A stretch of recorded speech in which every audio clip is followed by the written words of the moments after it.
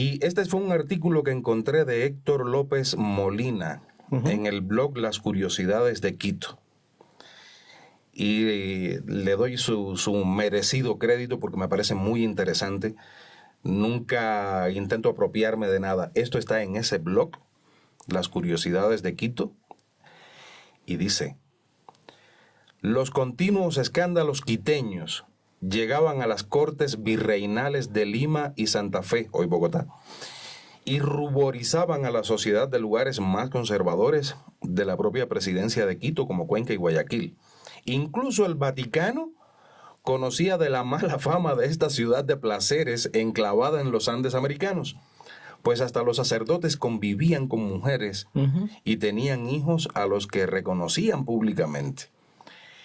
Y aquí menciona, por ejemplo, lo que dijo en 1757 el sacerdote jesuita italiano Giovanni Domenico Coletti, que dijo: no menos lugar ocupa el vicio del juego, que acaba muchas veces con los muebles y las cosas domésticas. Lo peor es que ataca fácilmente aún a personas distinguidas. Es para que más o menos tengan una idea, porque cuando hablamos de ese Quito actual, muchas veces no se piensa en ese Quito que está en las páginas de la historia. Hasta Humboldt habló de eso. Sí, Humboldt, Caldas nos dio duro, muchos viajeros, es decir, sí, se sorprendían. Y además tenemos ciertos documentos históricos que están ahí frente a nuestros ojos, pero claro, ya no los vemos como lo que son. Por ejemplo, el cuadro del infierno de la Compañía de Jesús, que se pinta en 1670, pero el que tenemos es la versión de 1879, de Salas, el original de Hernando de la Cruz. Pero Salas mantiene el diseño original. Ese es un mapa de los vicios de Quito. Justo me acordaba por lo que acaba de citar el Héctor, que es muy buen amigo de los ladrillos de Quito, gran difusor también de la historia de este país y de la ciudad. Claro, pero vas y justo mencionaba lo del juego, y ahí se ve al Taur en el cuadro del infierno.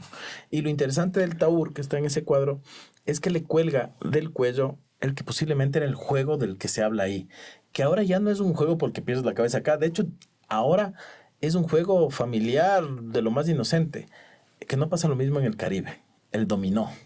Claro. Y el dominó, al parecer, era lo que enloquecía a la gente de Quito en esas épocas. Entonces el Taur tiene colgado una ficha de dominó de aquí del cuello.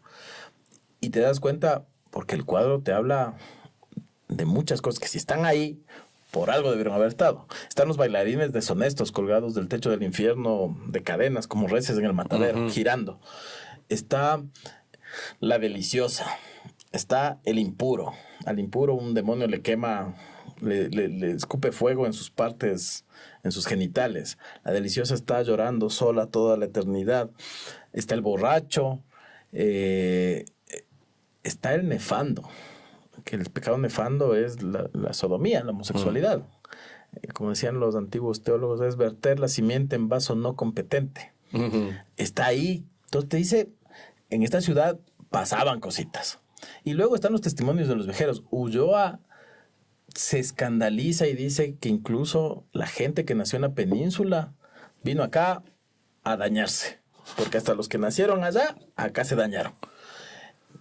Caldas es famoso eso pero Caldas llega con Humboldt con la esperanza de que Humboldt se los lleve a acompañarle a Humboldt a Europa, pero Humboldt acá pierde la cabeza por Carlos Montúfar y le bota a Caldas, se va con Montúfar y Caldas saca entonces una carta terrible donde básicamente dice cosas como Humboldt se comportó como un científico hasta llegar a Quito. En Quito conoció a esta juventud depravada y perdió los papeles. Y claro, también Caldas insinúa, y es el inicio de este chisme famoso de que Humboldt y Montúfar eran más que amigos. Entonces, claro, te habla de una sociedad además que sabía reírse de sí misma, porque claro, ahora un poco la idea es, y el discurso está hasta en el mismo Jorge Enrique Adum, en el libro que escribió bonito sobre la cultura ecuatoriana. Adum ya despotricaba de que nuestra música es muy triste, es muy trágica, siempre está hablando de suicidio y de muerte y de me vas a extrañar cuando me muera. pero no toda, o sea, la música, y por tanto nosotros no somos gente triste. Hay como una dualidad sobre eso. Solo que, claro, la picardía, la alegría, está en la música que hasta nuestros días, eso cambia un poco, es considerada no tan artística.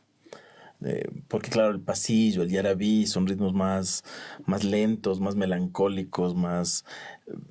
Y lo otro es como muy popular. Y por eso también se le ha dado como puesto como muy de subgénero. Por ejemplo, hay que ir a las coplas. Las coplas de la serranía ecuatoriana, ahí está toda la picardía de este pueblo. Las coplas son una forma mojigata además de enamorar, de decir, pero no decir es broma, pero si quieres, no es broma.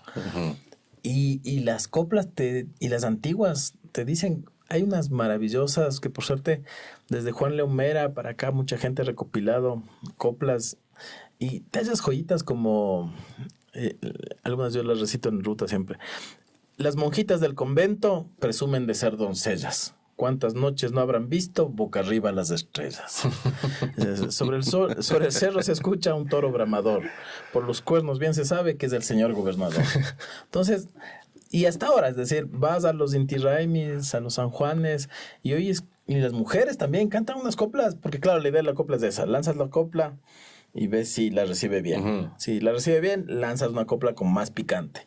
Y así hasta que ya comienzas a meterle una cosa bien candente ahí. Entonces, claro, por ejemplo, cuando se describen los fandangos, que son los famosos ritmos que los estudios dicen nacieron en las Indias, porque incluso si no me equivoco, el diccionario de autoridades, cuando en la entrada de fandango dice ritmo que escuchan, no me acuerdo bien cómo, pero es ritmo que escuchan o trajeron los que vinieron de las Indias, volvieron de las Indias. Entonces el fandango, y que luego, claro, en México se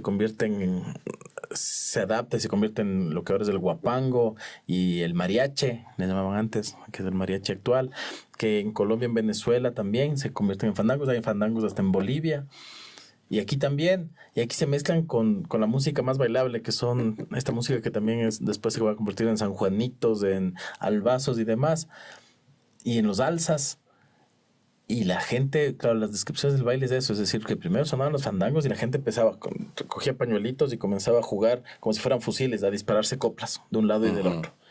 Luego sonaba el costillar o el mal casado y la gente hacía unos bailes, en algunos las mujeres fingían ser toros, los hombres toreros, hacían círculos, giraban alrededor y era momento, dicen algunas crónicas, en que la gente aprovechaba para susurrar cosas al oído, para caricias descuidadas aparentemente.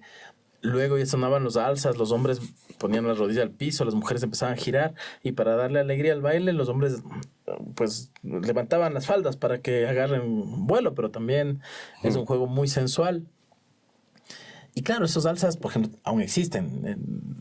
La versión más famosa es la de Carlota Jaramillo, el alza que te han visto, no te han visto nada.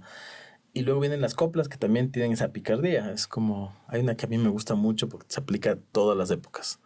La que dice como es: dices tú que no me quieres porque soy de sangre baja. Dices tú que no me quieres porque soy de sangre baja. Si querer a reyes, 4 tiene la baraja.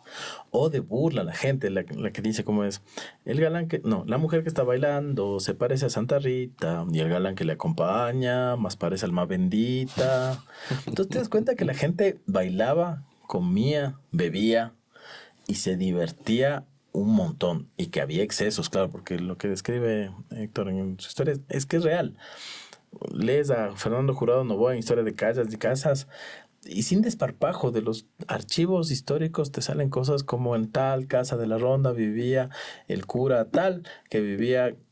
Y como Fernando Jurado es un historiador, genealogista, psiquiatra, y bien chulla, te lo suelta así con onda chisme, que vivía con su sobrina. Y que cada cierto tiempo nacían nuevos entenados. Y él era padrino de una retahíla de entenados ahí, con los que vivía en la casa. O sea, pero ya, por último, dices, ya, tal vez estamos hablando mal del señor cura, y si era padrino de esta chica que no sabe cómo tenía tantos hijos. Pero es un cura que no está viviendo ni en parroquia, ni dentro de un convento. sino que tiene casa propia donde vive en mitad de la ciudad. Eso ya te da las alarmas por todos lados. Claro. Entonces, y ha habido de todo, o sea, porque en el siglo XVI, en cambio, son los mismos franciscanos y dominicos que le escriben al Papa indignados y escandalizados porque los primeros encomenderos, primeros conquistadores que llegan acá, terminan ya la conquista y su vejez la hacen en propiedades rurales, donde muchos describen eso como que viven como el gran turco de Constantinopla, como el enemigo natural del rey, que tienen ahí sus serallos repletos de mujeres jóvenes, indígenas y mestizas, que prácticamente andan semidesnudas por ahí para placer del encomendero. O sea, llega a tal punto que el rey de España, para controlar eso, primero ordena que llegue autoridad directa sobre los encomenderos y les ordena aquí en toda América que traigan a sus esposas que dejaron abandonadas en España. Para empezar desde ahí. Y luego las leyes nuevas de Indias. Y luego comienza a nombrar virreyes y gobernadores para que controlen lo que está pasando acá. Y ahí es cuando empiezan las primeras grandes revueltas de los mismos encomenderos, que aquí se resuelve la primera en 1546 en la batalla de Iñaquito, cuando le descabezan al virrey del Perú. Entonces, ¿cómo? Yo medio con los personajes a veces digo cosas como, eso de franciscana ciudad hay que agarrarlo con pinzas. Más bien, ¿en qué momento Quito le entra esta cuestión así muy moral? Es que los chuyas dicen que el enemigo natural del chuya es el pendejo. Uh-huh. Y que el pendejo, la pendeja, porque la pendejez no distingue, es el que se toma demasiado en serio a sí mismo, el que no se ríe de sí mismo, el pomposo, no sé. Y yo creo que Quito le apendejó el convertirse en capital de la República, porque ahí te comenzaste a tomar demasiado en serio a ti mismo. Y ser la capital política hasta ahora nos ponen una cosa muy de capital política, centro de la discusión política más seria de este país y por tanto de las cosas serias.